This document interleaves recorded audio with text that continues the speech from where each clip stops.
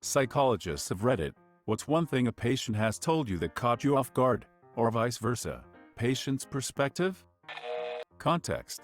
I worked a lot from an existential perspective. At this time I was working at a jail and talking to a guy who hitches rides on trains. We were talking about what he would have to do to change his life, to not just get high and ride trains. He looked me square in the eyes and told me he's freer than anyone else he comes across. He isn't indebted to a 40-plus hour work week, bills, or debts. He just hangs out with friends and travels state to state. He articulated how he knows he'll die young from missing a jump, but that ultimately he'll have lived and died as he wanted to. It was a conversation that really forced me to be cognizant of human freedom and choice. He wasn't disordered. He had chosen his own path and conclusion. The only thing he was doing wrong was breaking the status quo, the law. Frankly, who am I to judge or decide how to live a life? From then on, I was more careful to never tell a patient how to live or what to do. I'm only here to help someone think through their life and pick their desired direction. I have come to use a lot of sophist techniques to get patients to their own eureka moments. I think this illustrates what most people don't realize, and that's that as therapists, we learn from our clients as well. I learn something from every person I see. This reminds me of when my soul would counsel, volunteer with a food pantry. He said that often, some of the regulars would express zero desire to get an apartment, get a job, etc., and not because they were lazy, but because they were comfortable with the life they were living. This is a weird concept for some people to grasp, but it is fairly common in the homeless population. Some people are okay and happy being on the streets, and it's okay.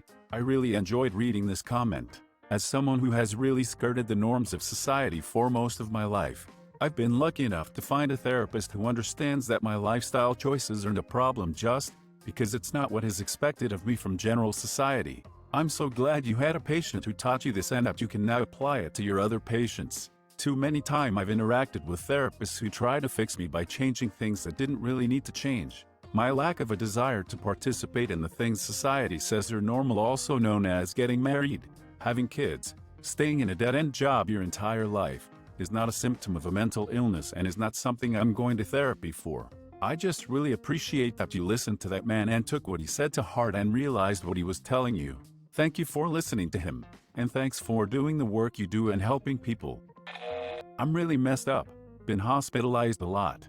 I go through moments of such intense delusions that I'm no longer myself. I was admitted once, after trying to get my veins out of my arm, thinking they were wires.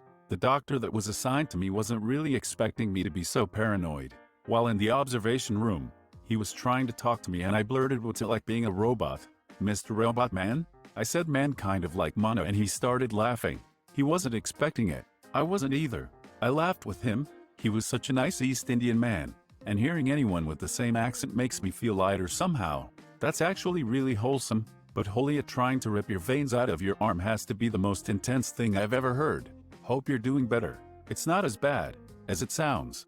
I wasn't able to do any serious damage. My delusions made me think I was in fact pulling things out, but I didn't get far into my own skin. I have scarring from it, but didn't reach any real veins. Luckily I wasn't lucid enough to go for real ones. I haven't had an episode like that one in a while. Most of the time it's outside objects and people I react to, like unplugging all electronics and making my sister answer a series of questions before I let her into the house. That's really interesting to hear, because I've had delusions before, but nothing ever that serious, I don't think. Are your family and friends used to it now? Yes, mostly. It's not always the same, so they can't always be prepared, but they know what steps to take, especially if I'm a threat to myself or others. When my psychologist told me as a 16-year-old that I will never recover and that I should prepare for a struggling life. You serious? That's an awful psychologist. Why did they tell you that? I guess they saw me as a lost case. I remember they said something about me having been through too much traumas and no safety for such a long time that it's impossible for me to ever recover. I didn't want to believe them. I got so mad and decided to prove them wrong. No one tells me what I'm capable of and not accept me kind of attitude. The irony is to hear this as a 16-year-old when life barely has started, became a trauma itself, and it has led me to so much extra struggles. What a terrible psychologist. Yeah, that was my opinion too, both then and now. Cause even if it would have been true, why the hell do you tell someone suicidal, depressed, traumatized something that totally kills the purpose to live? Especially when they're only a teen. Not a psychologist. but I tried to see a therapist for some light to moderate incest-based trauma, and chose the wrongest shrink. I didn't exactly do my research. I picked the closest therapist to my office that my insurance covered. It was billed as generic family therapy. Perfect, I thought, and booked an appointment for immediately after work. When I walked up to the front door, I noticed that it said Christian marriage and family therapy. I was immediately uncomfortable, but I was trying to be more open-minded towards those with a religious bent, and figured that as long as they could do their job, their religion was no concern of mine. I explained to the gent manning the desk that I wanted to talk about some mildly disturbing experiences, and I wasn't religious, or even aware that I had booked an appointment at a religious clinic. He was very kind and explained that he helped all sorts of people, and had heard it all. Then he led me to the therapy office, which consisted of a very large chair, a tiny rickety footstool, and wall-to-wall racks of tapes. I told him about a traumatic experience that had happened days previously, and his reaction shocked me. My therapist cried. He had me through watery eyes and said I don't know what to say. Tried to convince me that I wanted to have kids someday and that only him resolving my trauma would help me be the best mother I could be. I still don't want kids, so that was confusing. Expressed a relentless interest in trying past life regression or hypnotherapy. I point-blank asked him, wasn't that proven to be ineffective in the 70s, and he assured me that he had been a part of a lot of experiments and tests in the 70s, and this was the real deal. The last thing he said to me, after I told him I didn't want to have another appointment, was to rub his hands together and say, wouldn't it be great to get into that head of yours, like a steel trap. To date, this was one of the most surreal things that has ever happened to me. I don't think I've heard the phrase light to moderate used with incest-based trauma before.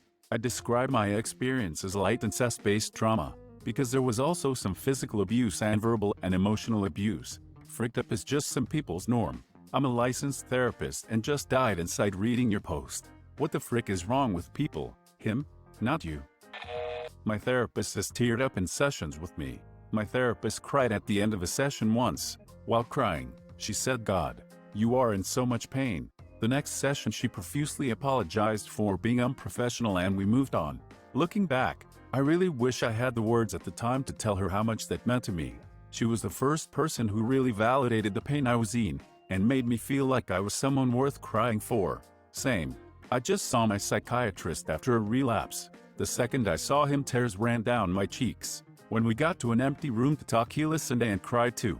Ovid really fricked my life up. Damn, we all thought about people trying to get a stash for Ovid lockdown, but I didn't even think about addicts who were trying not to use.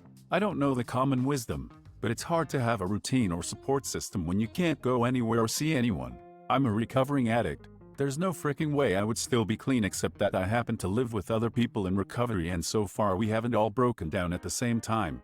If we ever do though, it will be a hell of a party. I am a MH worker. I was meeting with one guy for the first time. He was grandiose, which is always kind of fun, in my opinion. While grandiose, people will sometimes claim extraordinary powers, great intelligence, strength, etc. He had been showing me how incredibly high he could jump, not that high, and offering to display feats of strength if I could just give him some heavy stuff to lift. We were waiting for his treatment team to show up and maybe do a med adjustment. Then, things changed. He told me he knew me, or about me. He started telling me things about myself professionally and some surface personal stuff a long-time client might know, but I just met this guy.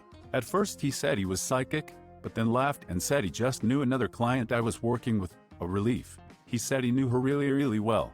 I saw her at least once a week, had for a couple of years, and I had never heard of him. Also, I knew her to be happily married. I initially shrugged it off, but he pulled out his phone and played a video with him and my other client giggling in bed. I tried not to look at it, but I could completely avoid it. He was apparently her secret boyfriend on the side. Between the details about me from this guy I had only met 30 minutes before and the revelations about my client's secret life I had no clue about, I was thrown. It was a weird hour. Just curious. How did this affect your therapy with your other client? As a psych student from a small town, I'm worried about managing dual relationships. It is highly likely that if I work in my town, I'll have clients who know each other or who know me, even if only from a distance. I don't know what I would do in this type of situation. I was hospitalized a bit ago for trying to kill myself. When you do that in certain places, they can put a mandatory hold on you. I was held for 8 days at a psychiatric unit. It was maybe the most helpful mental health assistance I've ever gotten. I had very insightful, intelligent doctors and counselors. At the end, on my last day as I was leaving, a nurse walked me out of the secure portion of the facility and into a hallway. In the hallway, all of my doctors and counselors had lined up to say goodbye on either side of the hall. As I walked down, my most favorite counselor started singing "O Holy Night" for some reason, and I don't know why, but I really loved it. Those doctors and counselors were so relatable and down to earth, and I felt so awful when I got there, and I was so much better when I left. Take or leave the Jesus bits. It's a very uplifting song. Musical note: a thrill of hope, a weary world rejoicing, for yonder breaks a new and glorious morn. Musical note: your story made me warm inside. I hope you're doing well.